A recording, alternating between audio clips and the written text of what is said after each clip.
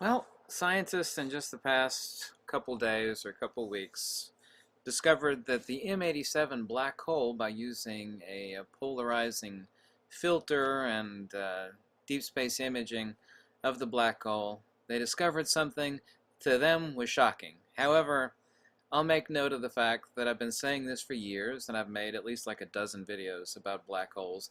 Now, these are not black holes, but they're kind of a perfect micro analogy, and I'll show you the image of the discovery that they made, which I told you it would look like this years and years ago.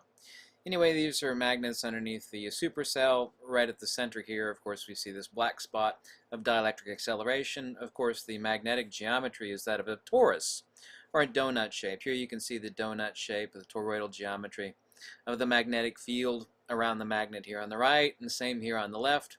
The reason why this black hole, literally, on this magnet is so large is because it's incredibly powerful. It's actually an N58 Gauss neodymium-ion boron.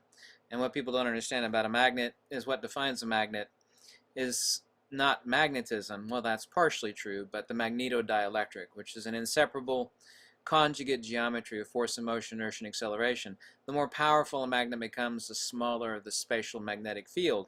That's why this hole is so huge around this very powerful magnet underneath the supercell. And of course you see these interlacing vortex patterns navigating themselves around towards the plane of inertia, the 0 point, if you will, at the center of the magnet where nothing is.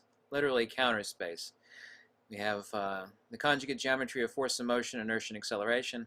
I'm getting very quickly here to the image that they produced of the black hole using polarization to show the pattern there, and it's exactly what I've been telling you for years. 100% exactly. And here it is. Yes? There we see it. Right there. The vortex patterns of the magnetized plasma. Here in the case, we don't actually have a cross-hatch pattern of the magnetodielectric like we do here, because a black hole is a supradielectric phenomena. It literally is a supermass with no magnitude. We have no parallel for that here in our human universe because we can't even intellectually conceptualize something that is supermassive that has no magnitude. But if I were to, and of course I can't, take this very powerful magnet and dial it up several thousands of factors, it would literally visibly vanish from the visible universe. This black hole at the center of the super powerful magnet would envelop the entirety of it, and it would literally vanish from the visible universe. So you would actually have a supermass. Well, in this case, in the magnet, it's not supermass, but we'd actually have a mass with absolutely no magnitude, because the only thing that keeps anything in the visible universe is magnetism and magnetism only, because magnetism is the dielectric field. Here you can actually see the same pattern here on this image of a cube magnet. It doesn't matter if it's a cube magnet or a ring magnet or a cylinder magnet. It's still, the image remains the same. So this is the image that they produced showing the magnetic field of the plasma vortexing itself in a toroidal pattern around the center of the black hole right here.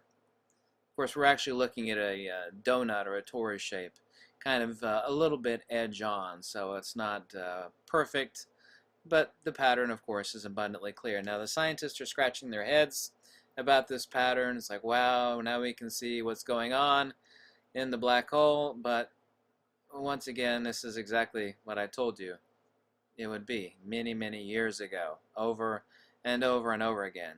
So you're welcome, and of course, I have to state it, I was right, of course.